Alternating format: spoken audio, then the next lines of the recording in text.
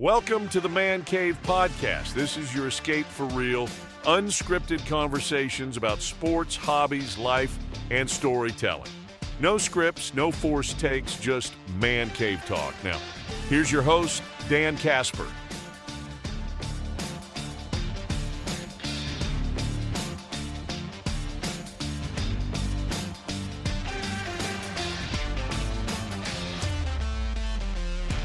Want to talk some Brewers baseball here with you. So I know World Baseball Classic's going on right now, but just to kind of piggyback, we were talking with Dr. Crow about Quinn Priester and the wrist injury and such. I mean, you hear that Priester may not be ready to go opening day. Brandon Woodruff, with them bringing him along slow. Maybe now, with all the pitching stuff that we've been kind of talking about, maybe you feel a little bit better that they've got all these arms because of that flexibility, but maybe it allows them to be a little bit more cautious and such. But when you hear that stuff about Priester, I mean, does it make you a little bit nervous about his availability, at least at the beginning of the year here? Because it sure sounds like they don't know what the heck is going on with his wrist injury at this point. Yeah. I mean, that's kind of the idea is you just get a bunch of guys and you just know that inevitably some stuff is going to happen at some point. And, kind of like we've been talking about, the last couple of weeks, no news is good news when it comes to spring. Well, now you're starting to get some news and it's not necessarily great, but yeah, that's why you kind of build up the coffers of the having the pitching depth because, I think last year was kind of the bright flashing example of, okay, you can have some people banged up at the start of the year, but it's definitely something you can work through. I mean, last year, I don't know. I mean, when you kind of go back and look at, just how bad last year started, losing the first 4 games. I mean, after, getting swept in New York and then losing the home opener, it kind of felt like, oh boy, but, the guy that started the home opener for him last year, Elvin Rodriguez, now he's pitching in the KBO. Yeah. So we'll see. I think the team is a lot better set up this year to kind of weather that early storm and kind of obviously understand it's a marathon, not a sprint. Right. But still, you're hoping that for the 2 guys who I think probably were looked at as maybe being certainly the 2 most veteran pitchers of the group. Yeah. Now we maybe not starting the season with the big league team. Maybe he's just starting on the injured list, but yeah, it's just something you got to work through. Yeah, no doubt. So.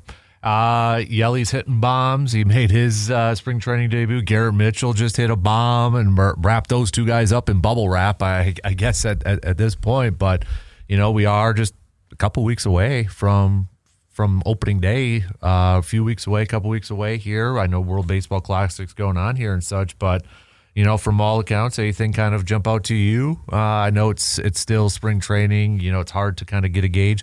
Pat Murphy did call out his team's effort, I guess, from that Great Britain game and that. But, I think you kind of have those moments when you get to preseason or spring training games, right? So. Once you get going, it's always, once game starts, like, okay, everyone's happy you're playing games. But then you kind of get a point where, maybe you do need a bit of a kick in the pants because things are going. And obviously it's a little bit different this year with the WBC going on and, players kind of being spread out a little bit and everyone probably trying to get going a little bit earlier. But, right now, not really. I think just things are, things are progressing that, you think the way they should be. And, guys are starting to get the at-bats. And it's a little bit different because as we talked about, I'm not sure how many actual spots are up for grabs.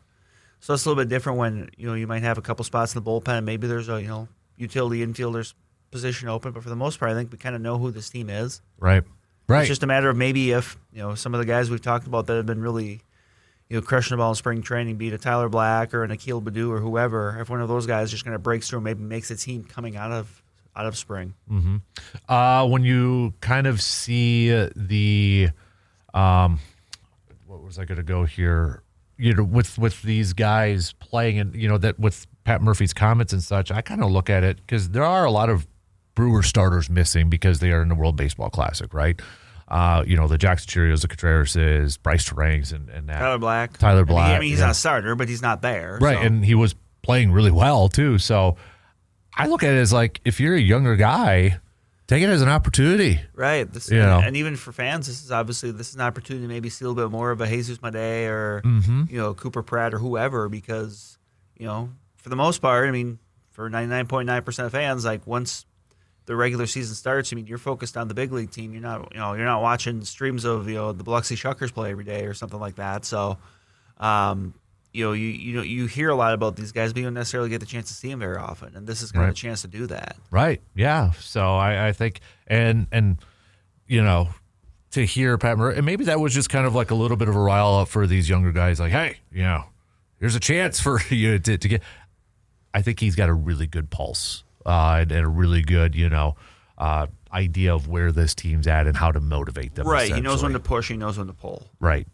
Exactly. So, but yeah, Brewers continuing to roll right along here. I don't think, it's, position-wise, jobs-wise, or anything like that. I don't think there's nothing like really too earth-shattering at this point in time, too. So, but I think the Tyler Black one, you mentioned him, for how well he was playing, because we were just talking about last week, could he push for Jake Bauers? Does this hurt him that he's playing in the World Baseball Classic? I don't think so, because I think if he goes over there and he plays well, I mean, you're doing so against some pretty stiff competition. So right. I don't think it hurts him kind of being away from the team at that point, because the team's still monitoring what he's doing, and he's still playing it, against opponents at a high level. So, it looks a little bit different, but that's going to be one of the big things here these next few weeks, is if he can kind of usurp that. And I thought I'd seen that Black was playing, was it second or third base in the WBC, which is interesting. Obviously, the Brewers in more recent times haven't had him do that, but sometimes you kind of have to, if you're the country, you're going to have guys do that, and so that's interesting. I mean, that's something where if he can handle those spots, that could go a long way, maybe even to helping, and maybe having the Brewers say, okay, well, maybe we'll try this again, kind of a thing. Right. With that too, kind of looking at where everything's at and such. Has there been a player, I know you kind of mentioned a couple of them, but has there been a player, not just in the last week, but in the spring training, that's maybe surprised you with how well they're playing? Could they make because it wasn't that long ago we were saying, okay, how many jobs are actually opened up? But now that spring training has kind of gone underway, is there a guy that's maybe pushing for a little? Is it Tyler Black? It could be. I mean, that would probably be the one. I mean, the other guy, I would say maybe is Akil Baddoo. Okay. Just as he's come on, he's hit well. We don't know how much that Blake Perkins reserve outfield spot's up for grabs. I think last year when Pat Murphy would say he would never send him down. Yeah. So I mean that's pretty strong praise. And look with Blake Perkins, what you're going to get, where you're going to get a strong defender, a really strong defender, switch hitter that can come up with some big hits at times, but he's there to be a reserve outfielder that's going to play defense at a high level. So if you're someone like Akil Baddoo, I mean, pretty much anybody, the way that you kind of open eyes in spring training is you hit the ball. Yeah. Because that's something teams are always looking for, especially out of someone in a reserve role. So, I mean, he's at the very least, I think he's kind of opened some eyes and showed, like, even if he's not with the team coming out of spring training, like maybe he's the next guy up if something happens. What about the guy that Pat Murphy has termed, what is it? The Quantum Leap. The Quantum Leap, David Hamilton. Scott Bakula. David Hamilton. I mean, he's had a good spring training too, and he's someone that does have major league experience from Boston. He's a guy that's kind of tailor-made to play for the Brewers because he's versatile and he's really fast. Yeah. But, yeah, I mean, he's someone that if he can, and you look at his offensive numbers, but, I mean, they're not good. They're not good. But, if there's something that they can squeeze out of him a little bit more to the point where he's even like a league average offensive guy, like, that's, as a lefty, I mean, he hits righties much better than lefties. So that's a guy where maybe it's I think if you're him, the best case scenario is you play well enough to the point where maybe you're taking a start or two a week away from Luis Rendifo, and that's maybe a little more of a platoon. It doesn't have to be, but like, a time or two a week, if there's a tough righty on the mound, maybe he's out there instead just because he's better against righties.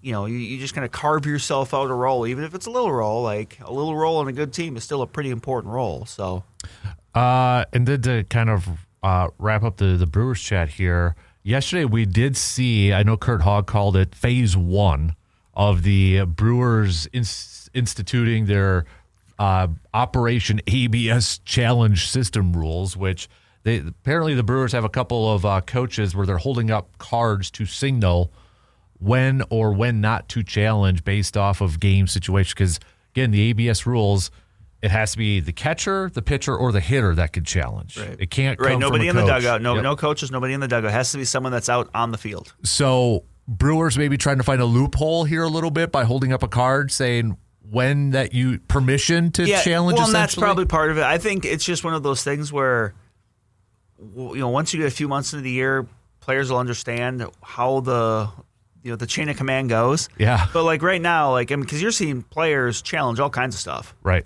Go back a couple of days to the Cubs game. Like Gary Sanchez, I think it was like one of the first pitches of the game, and the Cubs catcher Ballesteros had a really good track record of challenging as well. Like it's almost going to be one of those things where like you almost probably maybe have to earn the right. Yeah. And you're seeing it a lot more early on. Where I don't think once we get into the season, you're going to see players challenging a 1-0 count in the first inning. Right. Like you're going to probably save it for more important parts. Yeah, like I don't know, 8th, 9th inning potential. Or hey, it's bases loaded in the 3rd inning of a tie game, that kind of a thing. But and you're going to probably see guys that some guys that earn the right and some guys that don't, because when you're in that batter's box, I'm sure you're going to be like, oh no, that wasn't a strike, and well, sometimes you might have overestimated the strength of your strike zone a little bit versus what it actually was. So, and could this potentially help the players, because I know emotions run high, like a pitcher, like, no, that was a strike, challenge it. Yeah. But it's like, okay, we're going to protect the players from maybe, getting a little too emotional, and sort of thing. That's going to be the big part of it, I think,